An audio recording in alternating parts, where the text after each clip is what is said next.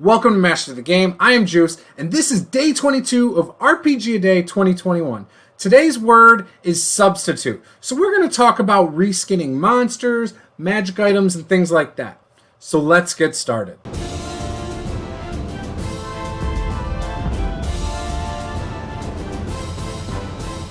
If this is your first time here, be sure to smash that subscribe button and give us a like button. And if anything in this series has inspired you and you want to show some support, you can head on over to our Patreon for just $1 a month. Show your support that way. You'll be entitled to get all of the tables we make for people. You get some behind the scenes access to me, such as if you want to offer suggestions on videos you want to see and things like that. So today's word being substitute inspired me for substituting things in and out.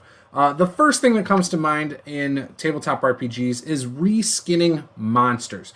This is the number one thing that I think I would recommend to most newer DMs. Don't get so caught up in having to have exact stat blocks for a monster you have in your mind. You don't need to do that. What you can do is you can take a monster you know that might pose a threat, or it might even be just the right difficulty you want, and just reskin it, rename it. You can use the exact stat block. Maybe tweak some of the languages it speaks, or some of the fluff about it. Maybe instead of it having a sword, now it has a claw attack that works exactly the same. Things like that. Your players are never going to notice. They're going to notice your descriptions and how these creatures or these monsters or enemies react more than the actual stat block, because they don't see the stat block. So when you're doing this, again, just take that stat block you want, or at least the things you really want from it, and reskin them over to your new creature or character. When you're doing this, spend more time trying to roleplay up how it looks and sounds, to make them focus on this new creature that you've come up with. That's going to be far more interesting. Don't waste your time worrying about, looking up a bunch of different stat blocks. Because, again, they don't notice it. And in the end of the day, you're not even going to really notice it, because you're just going to be running the monster how you want to anyway. Another thing you can do is reskin magical items. So if the book has an item that you think is really cool, take that and reskin it. Maybe it's a sword in the book. Maybe you like the stuff for the Vorpal sword, but you want it to work on a different weapon and a little bit differently. Take that straight out of the book and tweak it.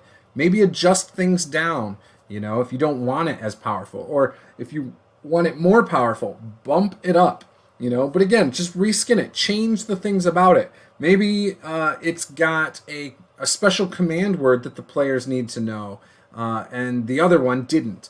Maybe instead of it being a flame tongue sword, it does ice damage or lightning damage. Things like that are far more interesting, and especially when it's not straight out of the book, I think it captivates the player's imagination more. It also makes them go, oh, I don't know anything about this, when really they might know the stat blocks for that other sword, that flame tongue sword. So again, reskin that. And you can do this for a variety of things.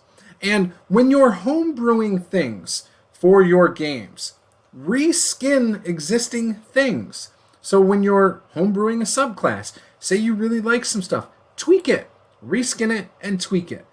Always works really well. You know that it's going to be balanced within the game system you play. It might, instead of being fire damage that they're resistant to, it might be, again, cold damage. It might be, instead of granting them a certain spell, it might grant them a one-time use ability rather than the spell that does an extra d6 damage if it hits. Things like that. It's really easy to reskin things to get the tone and feel you want. So those are just some of my basic tips that I recommend to all new game masters and dungeon masters. I feel these tips are invaluable and are going to help your games run quicker, smoother, and a lot better. It's going to help you in prep, and it's going to help you at the table. So with that, this was Master of the Game. I am Juice. Game on.